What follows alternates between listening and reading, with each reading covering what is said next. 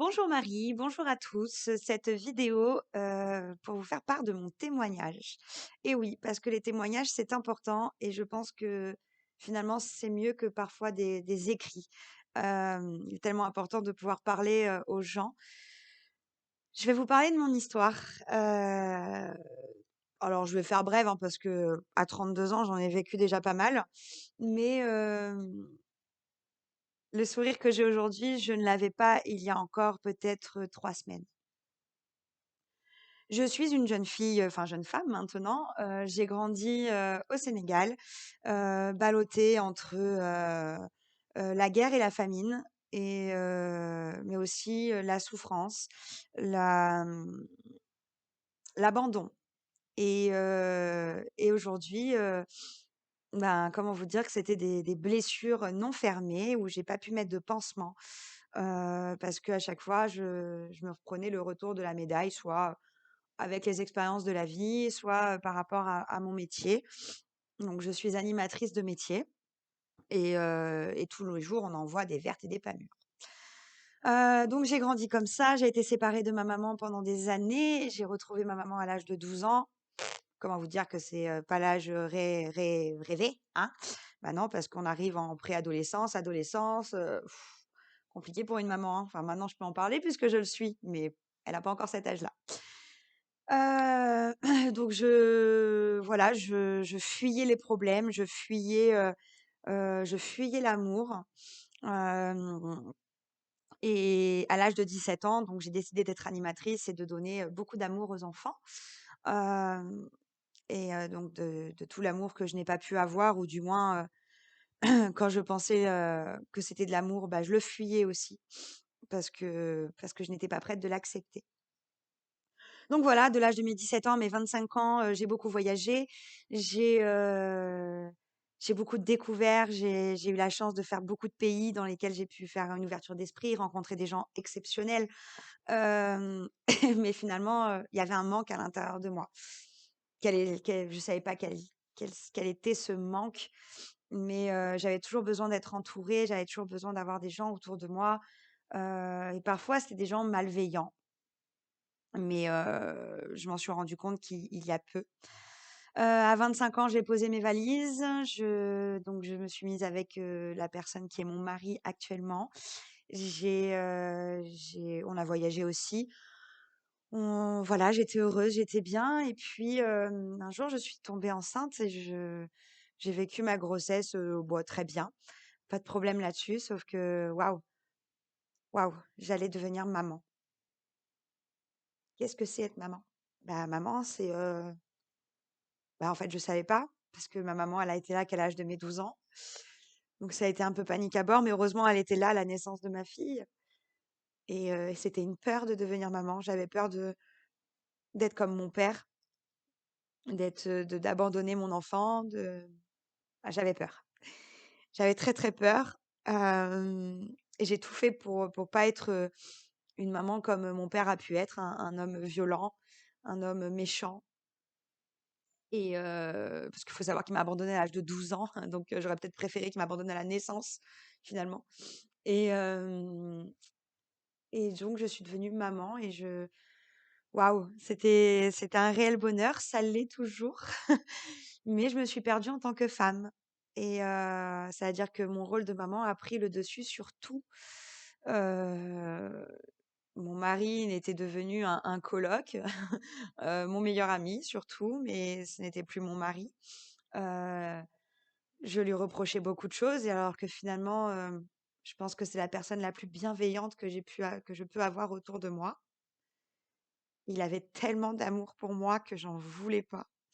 J'en voulais pas parce que comme je vous l'ai dit, l'amour me faisait peur et là, en fait, si lui me donnait beaucoup d'amour, je n'étais pas capable de lui redonner et de donner en même temps à mon enfant. Donc voilà, j'ai fait un bloc et ça a été ma fille avant tout. Et puis, la complicité s'est perdue et puis beaucoup de choses se sont perdues, mais il est resté, il était là et il est toujours là. Hem et finalement, quoi de mieux que d'être aimé et d'aimer en retour? Alors oui, tout a commencé là finalement pour moi. Tout a commencé quand j'ai eu peur de tout et que mon mari a été là en me disant: «N'aie pas peur, je suis là». Parce qu'évidemment, j'avais peur qu'il parte. J'avais peur qu'il m'abandonne avec ma fille, rester toute seule. Pourquoi ces peurs-là? Ben, j'en savais rien. Finalement, c'était mon inconscient qui me bouffait l'esprit. Et en novembre 2020, bah, j'ai fait une fausse couche. Ce n'était pas prévu et de là, je me suis dit, «Bah, je suis une mauvaise mère, je suis une mauvaise femme, je ne donne pas ce qu'il faut à mon mari». Je Enfin bon, j'étais un boulet, quoi. J'étais un truc, qui sert à rien, que ça soit dans ma vie personnelle ou dans ma vie professionnelle.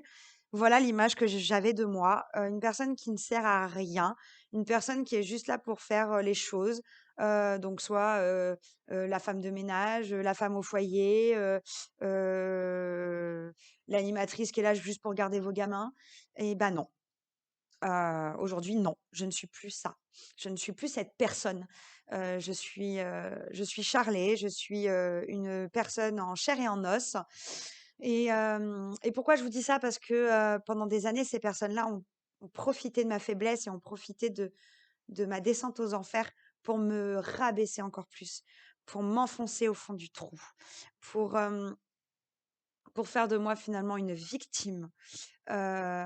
J'ai cette force de nature normalement de ne pas me laisser faire, de ne pas me laisser abattre, de toujours voir plus loin, toujours voir plus haut, avoir des objectifs, voilà, je sais que je suis une personne battante et courageuse et malgré ça, bah, alors après ça a été vraiment, ce qui a fait péter tout ça, ça a été le boulot. Le boulot, ça a été le grain de sable qui a fait péter tout mon rouage, tout mon mécanisme, tout ce côté organisation, tout. Voilà, il y a pas d'autres mots. Alors comment vous dire que dans mon boulot, en plus le covid, enfin bon, ça n'a pas aidé à grand chose. Pas le droit de faire un câlin à un enfant qui pleure. Pour le soigner, c'est limite, on met 2 mètres. Ouais, OK, je le soigne avec quoi? Enfin bon, voilà. Bref, voilà, il a fallu, déborder d'imagination. C'est pas ce qui manque, mais j'en avais marre de voir des enfants parqués comme des moutons. J'en avais marre de voir ces enfants avec le masque. Même si c'est pour leur sécurité, il y a pas de souci, mais on en perd notre humanisme. On est devenus, et je dis «on», hein, parce que tous, on est devenus individualistes. Une personne qui va nous regarder, on va se dire: «Pourquoi elle me regarde? Qu'est-ce qui se passe?» Elle va me bouffer, elle va m'insulter, elle va on est tellement dans la malveillance, dans la maltraitance, que moi je ne supportais plus tout ça, en fait. Parce que c'est de la souffrance et c'est interdit de souffrir. C'est interdit de souffrir. En juillet, au mois de juillet, voilà, j'ai été, donc juillet 2021, hein, donc vous voyez de novembre 2020 à juillet 2021, il s'en est passé beaucoup de mois où, les gens me disaient: «Mais tu es sûre, tu vas bien?» «Oui, oui, je vais bien». En fait, je souriais, j'étais, toujours, pleine de dynamisme, toujours, pleine d'énergie, toujours dans la positivité, mais finalement, j'étais positive pour les autres, mais pas pour moi. Est-ce que ça sert vraiment à grand chose? Vous savez cette phrase que dit, «Faites ce que je dis, mais pas ce que je fais». Bah, finalement, moi, c'est pas ma devise. Ma devise, c'est, «Tu vois ce que je fais? Bah, fais un peu pareil parce que tu vas voir que ça va te faire du bien». Voilà, ça, c'est ma devise et donc en juillet, bah, voilà, j'ai eu plein de gens du boulot qui m'ont descendue, à dire des phrases genre, «Mais pourquoi tu te mets pas en arrêt, grosse comme tu es?» Très, très gentil ça, c'est vraiment très, très sympa. Ou c'est, «Mais tu vois pas que tu sers à rien?» ou enfin, c'était que des phrases méchantes et puis, au mois d'août, on est parti en voyage avec mon mari, sauf que ce voyage, je n'en ai même pas profité. Tellement que j'étais détruite à l'intérieur de moi, tellement que je me détestais, tellement que je me haïssais. C'était ça, en fait. Vous savez, entre l'amour et la haine, il y a qu'un fil et ben, je me haïssais. Quand on est rentré de vacances, j'ai dû reprendre le boulot, j'avais la boule au ventre, je vomissais avant de partir et je me dis que c'est pas normal, en fait et là encore l'émotion monte parce que si vous saviez le chemin que j'ai fait grâce à Marie et le 2 septembre, j'étais en réunion avec, les équipes. Vous savez ce que c'est d'être là sans être là? Votre corps physiquement est là, au travail, mais votre âme ne l'est pas. et tout n'était que noirceur. Je broyais du noir tout le temps, où je me disais que finalement, les gens seraient mieux sans moi, que ma fille serait mieux sans moi, que mon mari serait plus heureux sans moi. Et puis, ouais, je pensais à mettre fin à mes jours, bien sûr. Bien sûr que j'y ai pensé. Et aujourd'hui, je regrette d'avoir pensé à ça parce que qu'est-ce que c'est bon de vivre. Et puis, Marie est arrivée sur mon chemin. Elle, elle a juste pris de mes nouvelles, en fait, et j'avais enfin une personne à qui me confier. Je pouvais pas me confier à mon mari parce que je savais que si je lui dirais tout ce que je ressens, ça le détruirait et hors de question de détruire l'homme que j'aime, la personne que j'aime. Ma fille ressentait tout alors que je lui parlais pas. On est tellement fusionnels que elle pleurait à chaudes larmes et je savais pas pourquoi, mais en fait, c'est parce qu'elle ressentait ma souffrance.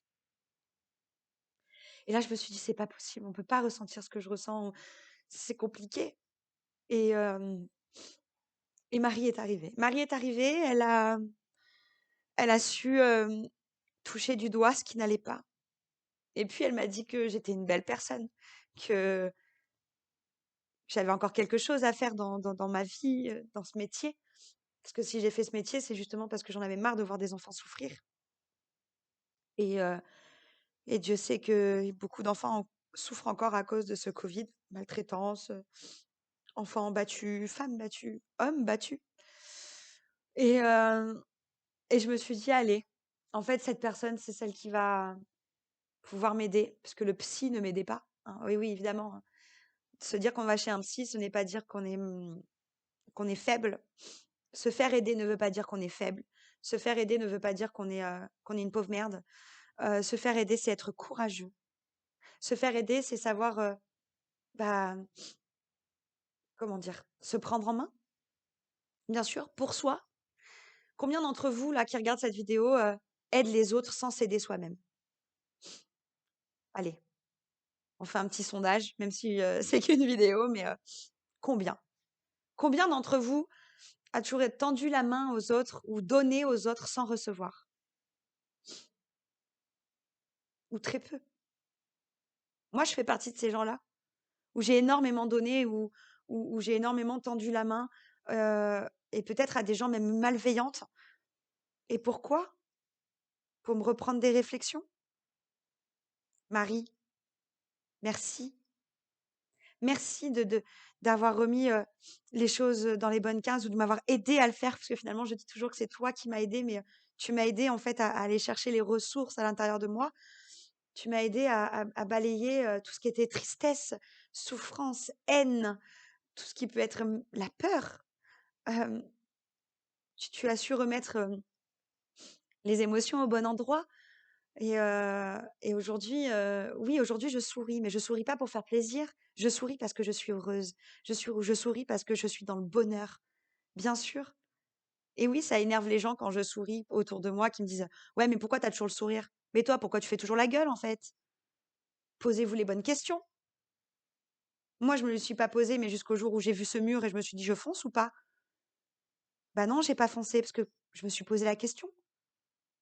Mais il faut se poser la question. Qu'est-ce qui fait que j'ai mal? Qu'est-ce qui fait que j'ai peur? Qu'est-ce qui fait que je sois malheureux ou malheureuse? C'est ça? OK. Alors on va traiter le problème. Il y a des gens pour ça. Marie est là pour ça. Elle nous aide. Mais moi, si vous savez la reconnaissance que j'ai pour cette femme qui, il y a déjà 10 ans en arrière, avait confiance en moi, en me laissant ces deux petits bouts au centre. Cette femme qui me laissait la prunelle de ses yeux entre mes mains. Vous imaginez la responsabilité? Si jamais il arrivait quelque chose à ses enfants, il aurait fallu que je l'appelle pour lui dire, voilà, ils se sont blessés. Non, non. Le soir, quand elle récupérait ses enfants, elle était heureuse de les récupérer en bonne santé. Bien sûr elle était heureuse de savoir qu'ils avaient passé une bonne journée. Mais vous savez ce qui la rend heureuse encore aujourd'hui, je pense, c'est de savoir qu'elle m'a aidée et qu'aujourd'hui j'avance et que après 8 ans de vie commune avec l'homme que j'aime, on se découvre. C'est quand même dingue de dire je découvre l'homme que j'aime, mon mari. 8 ans après? Ça veut dire quoi? Que j'ai vécu, en fait, pendant 8 ans dans le mensonge, dans la souffrance, dans la douleur? Non, non. Ça a été juste à partir du moment où j'ai été maman et que je me suis oubliée en tant que femme. Et vous savez quelle bonne importance c'est d'être une femme avant d'être une maman? Aujourd'hui, Marie, elle a guéri mes blessures, bien sûr, je le dis. Je n'ai plus peur de l'homme. En fait, j'étais avec je suis avec une personne exceptionnelle. Je suis avec une personne qui a compris mes souffrances, qui a compris mes blessures, qui est restée malgré ça. Et, et aujourd'hui, je n'ai plus peur, en fait, de lui. J'avais peur au début de ses émotions, j'avais peur qu'il me prenne dans ses bras, j'avais peur de tellement de choses. Aujourd'hui, je n'ai plus peur. Aujourd'hui, je n'ai plus peur, je n'ai plus peur d'un homme qui m'approche dans la rue, même pour me dire bonjour. Avant, je me serais cachée. Non, je n'ai plus peur. Je crois en l'être humain. L'être humain peut être bon. Et celui qui est con, eh ben, c'est pas grave, il me glisse dessus et wouh! De lui-même, il part. C'est ce qui se passe en fait. Quand vous êtes malheureux, vous attirez des gens, je vais pas dire malheureux, mais vous allez attirer des gens qui sont dans la souffrance autour de vous. Et finalement, on se recroqueville là-dedans en se disant, bon, allez, je suis dans ma zone de confort là. Pourquoi? Parce que je suis avec des gens finalement qui vivent la même chose que moi et vous avez l'impression de vous entraider. Réfléchissez bien. Réfléchissez bien, vraiment. Moi, aujourd'hui, je suis entourée de gens qui ont envie d'être heureux. À partir du moment où on a envie d'être heureux, ça veut dire qu'on se prend en main.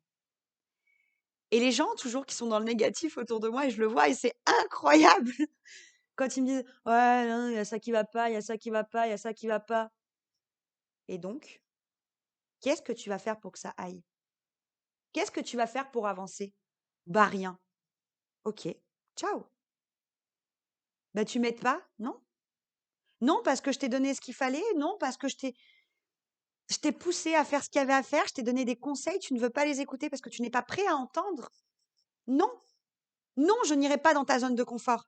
Pas du tout. Stop. Voilà. Je vous dis stop, en fait. Arrêtez d'être malheureux. Devenez heureux. Prenez-vous en main.